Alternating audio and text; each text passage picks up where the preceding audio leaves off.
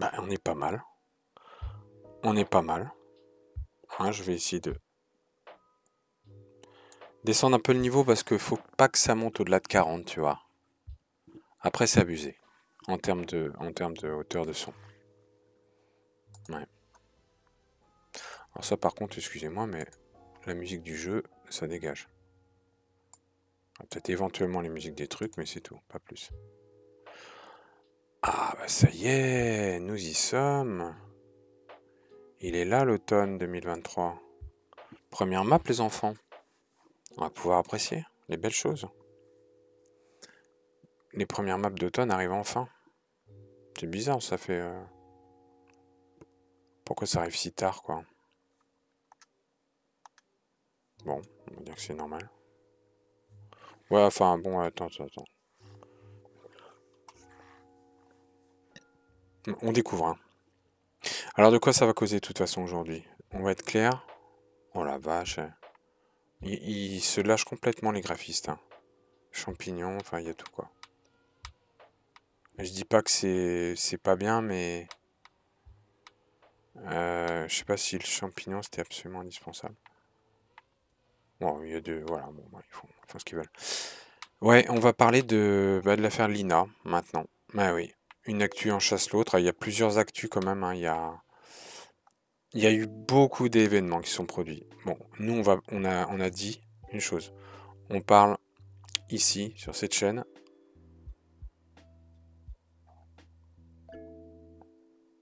Très beau skin. Il est pas tout à fait prestige, mais il est quand même sacrément... il est quand même assez prestigieux, hein, je dirais. Il y a un côté prestigieux.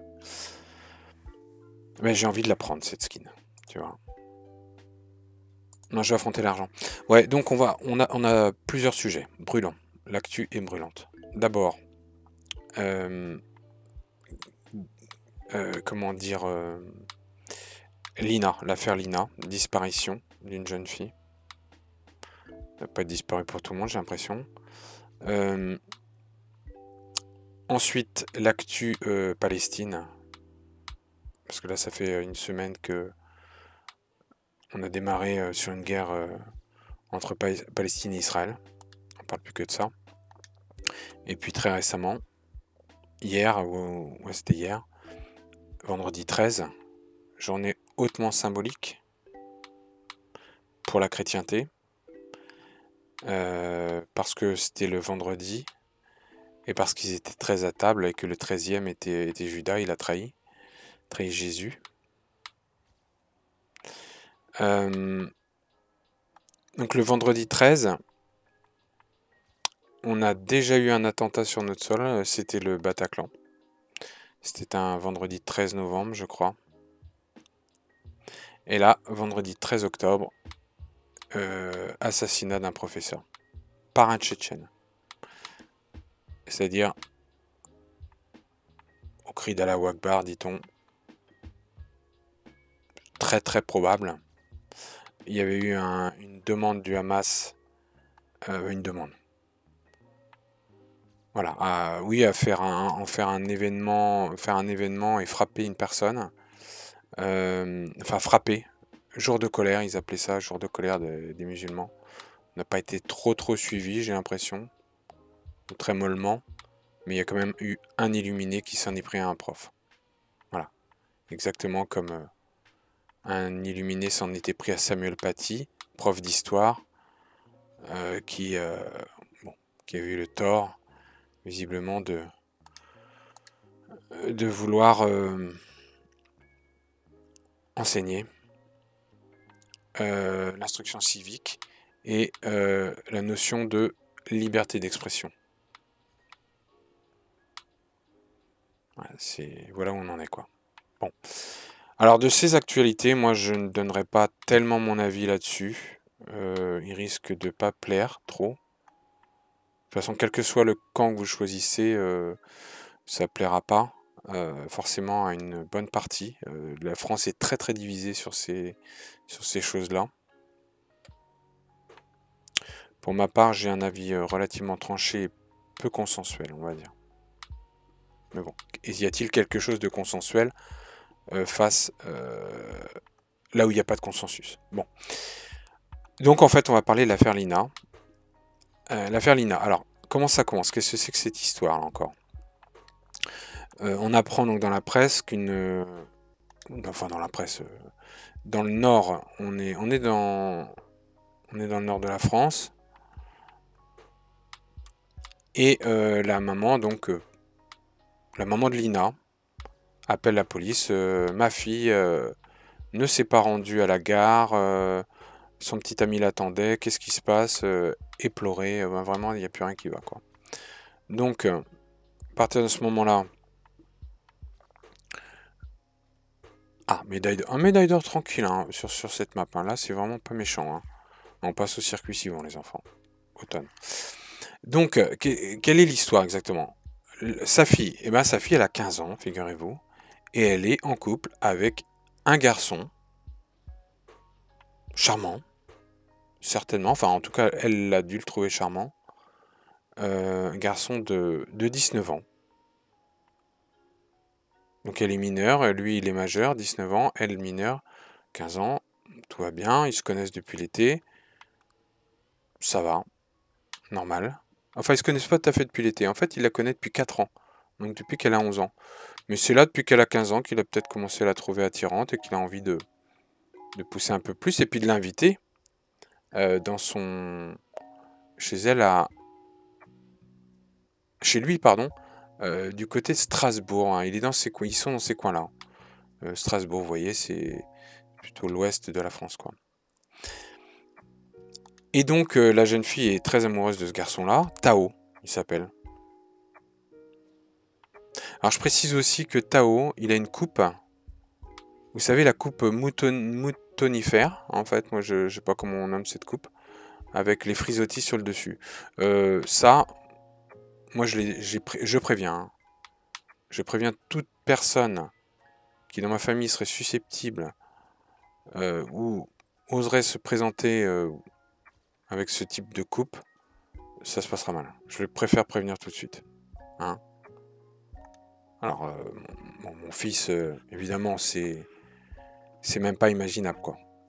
Jamais je tolérerai une chose pareille. Non, trêve de plaisanterie, évidemment, on va pas s'arrêter sur un détail, quelque chose d'aussi futile. C'est pas là que réside... Je vais baisser un tout petit peu le son parce qu'on m'a signifié. Hein. On m'a signifié que le son était un peu fort. Bon, soit. Il n'y a pas de problème, j'accepte. J'accepte, mais enfin, bon, il n'était pas si fort que ça. Bon. Je précise que j'ai une acoustique excellente, donc je veux dire, les gens qui critiquent la force du son, peut-être que, je sais pas, ils ont peut-être un problème de réglage de leur sonotone. Enfin, je sais pas. Bon, non mais c'est vrai, non, sans déconner, la musique peut être énervante. Il y a plus de trucs, voilà, on se concentre hein, sur ce qu'on fait, un grand écran, sur le sujet.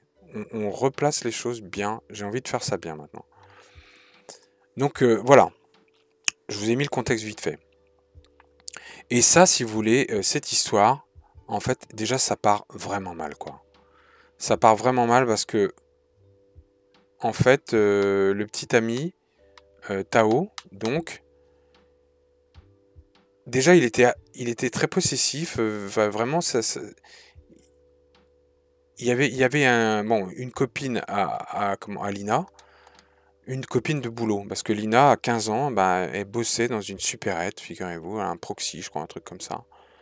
Et bon, je savais pas qu'on pouvait bosser dans une supérette, bon, en stage apparemment. Enfin, bon. Donc elle était en bac pro, je ne sais plus quoi, mais bon, pourquoi pas. Donc elle bossait dans une supérette pendant, c'était même pas les vacances, hein, du coup elle bossait 3 semaines et tout ça apparemment s'entendait bien avec une fille de 18 ans qui elle bossait aussi et donc qui disait bah oui le Tao effectivement il avait l'air de quand même un petit peu d'être insistant, d'être pas très voilà, elle le sentait pas forcément bien, il avait l'air jaloux, pas très un peu agressif et tout ça, certains trucs, visiblement. Bon. Et puis ce jour-là, des rumeurs disaient que c'était disputé, mais et d'autres éléments qui disaient que non, en fait, tout allait bien. Bon, je sais pas exactement qu'est-ce qu'il en était de la nature de la relation, mais toujours est-il que ce jour-là, lui avait passé la semaine, ou peut-être, je crois que c'était le vendredi ou ouais, le vendredi soir chez Lina, donc Lina qui habitait avec sa mère, une femme je dirais d'une quarantaine d'années, très proche de Tao, hein, 19 ans comme ça, mais la mère avait l'air de vraiment l'apprécier, quoi, le Tao. Hein, on voit une interview où ils se soutiennent mutuellement, il la prend par l'épaule il y a une scène qui est assez surréaliste comme ça où... Enfin, non, je vais pas utiliser le mot surréaliste comme ça, c'est n'importe quoi.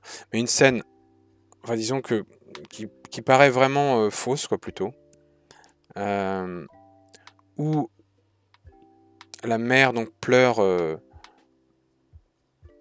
en évoquant le fait qu'elle est séparée de sa fille, qu'elle aimerait la revoir. Bon, alors je vous replace le contexte quand même. Donc, Lina projette d'aller en week-end à Strasbourg chez son copain. Le copain qui au départ venait du sud de la France et puis tout à coup arrive sur le secteur de Strasbourg après avoir conversé avec Lina par internet visiblement. Ça prend pas mal de temps parce qu'il dit la connaître depuis 4 ans mais se fréquenter réellement que depuis l'été. Donc si je reviens 4 ans en arrière, elle avait 11 ans. C'est quand même étonnant, quoi. Comprend pas trop. Et qui conversait avec elle par internet depuis qu'elle avait 11 ans. Et donc il décide de la rejoindre depuis que maintenant, quoi. Et donc il s'installe sur Strasbourg. Bon, lui mécano, je crois, quelque chose comme ça, mécanicien auto. La mère, bon, voilà, elle se réjouit visiblement d'une relation que sa fille trouve un garçon comme ça, quoi. Ça a l'air de... Bon, la différence d'âge a pas l'air de la choquer plus que ça.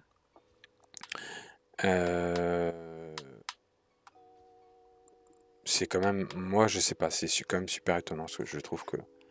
c'est des trucs que vraiment que je tolérerais pas, quoi.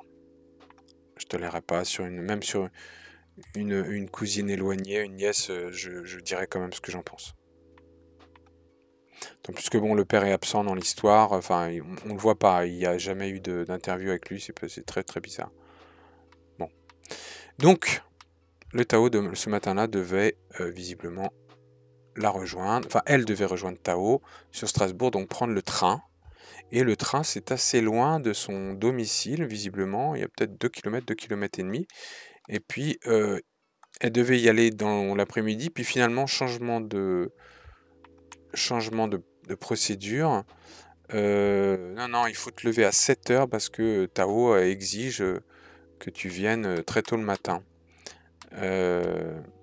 Et donc, la mère lève sa fille pour lui dire, bah si, parce que là, il faut que tu ailles prendre le train. Tao, il t'attend. Et donc, bon, la fille, quand même réjouie d'aller le retrouver, bah, se prépare et tout ça, puis paf, elle part. Et sa mère, au lieu de l'amener à la gare, eh ben, elle la laisse du coup faire 2 km à pied. Et puis attention, c'est pas 2 km en centre-ville, hein. Bon, déjà, on est relativement tôt, donc bon, je pense quand même qu'il faisait assez jour, hein. Il devait faire jour, mais quand même, il devait pas... Puis il faisait assez chaud, on était en septembre. 25 septembre, je crois que c'était, ou 21 septembre. C'est une affaire qui date un petit peu déjà. Enfin,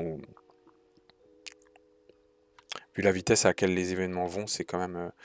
Bon, donc, et puis à partir de là, donc elle y va à pied, et en fait le chemin qu'elle doit emprunter pour se rendre à la gare, de chez elle à la gare, il passe par une zone assez densément boisée, quoi. C'est pas vraiment une forêt, mais il y a beaucoup d'arbres autour. Si, ça traverse visiblement une forêt quand même, on peut dire le mot.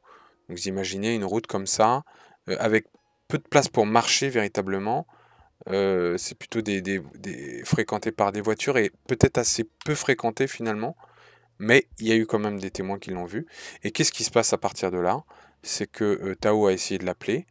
Et avant même que Tao se rende compte véritablement de la disparition de sa copine, parce qu'elle disparaît hein, sur le chemin visiblement, lui, il envoie un SMS où il appelle la mère en disant: «Bah, écoute, je comprends pas parce que là, elle devrait être dans le train, mais j'ai pas de nouvelles. Elle m'a pas appelé du tout, depuis qu'elle est dans le train et puis, là, je suis sur le quai de la gare et le train est arrivé, tout le monde est descendu et elle y était pas» et donc là, c'est la panique et tout de suite, la police est appelée. Bon, qu'est-ce qui a pu se passer? Les caméras alors évidemment, la police intervient, là, il y a les vérifications. Il s'agit d'une mineure, 15 ans, heu et il y a beaucoup de choses qui interrogent. Donc évidemment, les gendarmes, tout de suite, je dis gendarmes, c'est peut-être la police qui s'occupe de cette affaire, mais je préfère dire les gendarmes, j'ai l'impression que ça fait plus sérieux, quoi, tu vois? Bon, les gendarmes, on va dire, s'interrogent et donc commencent évidemment, à analyser, les éventuelles caméras de surveillance, sur le parcours. Il y en a à la gare, bien sûr.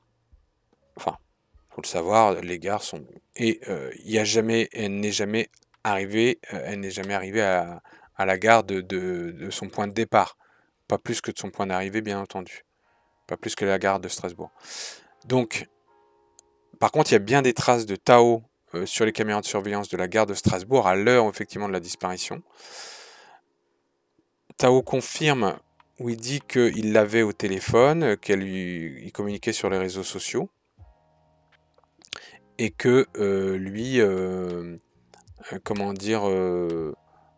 Elle lui avait envoyé une vidéo, peu de temps avant sa disparition. En fait, c'est quelque chose comme, sur un laps de temps très court, elle lui envoie, je crois, une vidéo à 11h22 ou quelque chose comme ça et à 11h25, son téléphone ne borne plus nulle part. Parce que le téléphone n'a pas été retrouvé, bien entendu et à partir d'un certain timing, il n'y a plus aucune trace du téléphone. Donc une vidéo est envoyée sur un réseau, peut-être Snapchat, je ne sais pas, un réseau social qu'ils utilisaient tous les deux, et à partir de là, plus de traces. On change de map, hein, désolé. Trackmania, là, ça commence à... C'est bon, hein, j'ai eu tout ce qu'il fallait. Circuit suivant. Vous voyez le truc? Et à partir de là, alors, les gens sur Internet se lâchent. Hein. Le mec, avec ses frisottis, le Tao, déjà, le fait qu'il ait 19 ans et la fille 15, et que la mère semble pas s'embarrasser de ça, et puis pire, il y a des choses qui pourraient laisser croire que peut-être la mère s'envoie en l'air avec le jeune, avec le Tao. Parce qu'il y a quand même... il y a des choses, enfin il y a des gestes, des attitudes, des machins qui sont très bizarres. Et on peut même se poser la question, en écoutant... il y a vraiment un interview qui est vraiment dérangeant. C'est l'interview effectivement de BFM où le Tao et la mère sont présents. Et effectivement, Tao la prend par l'épaule quand elle se met à pleurer, la mère. Et chacun a sa manière de pleurer, si vous voulez. Mais cette mère-là, ses pleurs, ils ressemblent à... Ils ressemblent pas à grand-chose, quoi. C'est vraiment pas quelqu'un... Ça a vraiment pas très l'air sincère. Il y a des gens qui ont beaucoup de mal à lâcher des pleurs, mais elle... elle se cache les... Elle se cache le visage dans ses mains à un moment donné, parce que on sent que l'émotion est en train de monter, il y a un rictus sur son visage qui se forme, mais ça pourrait être aussi bien un rire, quoi. Bon, je dis pas parce que ça arrive de rire même dans les enterrements. Ça m'est arrivé malheureusement d'avoir une envie de rire irrésistible dans des enterrements. Et de voir des gens qui pourtant sont complètement éplorés. Et quand tu vois leur tronche, enfin, ils ont aucune raison de se réjouir de la mort de la personne qui est morte d'une maladie ou un truc comme ça. Et tu vois leur tronche et tu as l'impression qu'ils vont rire aussi. Ou en tout cas, leur tristesse n'a pas l'air est pas très communicative. Leur émotion n'est pas très communicative. Donc, je dis pas, ça peut arriver. Mais là, ça paraissait très curieux. On imagine qu'ils dorment plus, quoi, qu'ils sont complètement lessivés tous les deux. Bon. Alors, il y a quelque chose d'étonnant aussi, c'est que Tao se met à faire des recherches de son côté. Bon, évidemment, tout le monde le surveille du coin de l'œil. Mais en même temps, il ne pouvait pas être à la fois à la gare de Strasbourg et vu par les caméras de surveillance, et en même temps sur le chemin en train d'enlever ou d'assassiner la fameuse Lina. D'autant plus qu'il y a quand même quelque chose d'un peu étonnant. Pourquoi il voudrait l'assassiner, ou l'enlever ou lui faire du mal, sachant qu'en fait, cette relation, elle existe, et elle existe, et puis elle est cautionnée déjà par la mère. Imaginons lui se dit putain, je suis en train de sortir avec une mineure, moi je suis majeur, on va. Si les parents l'apprennent, je vais me faire écorcher vif.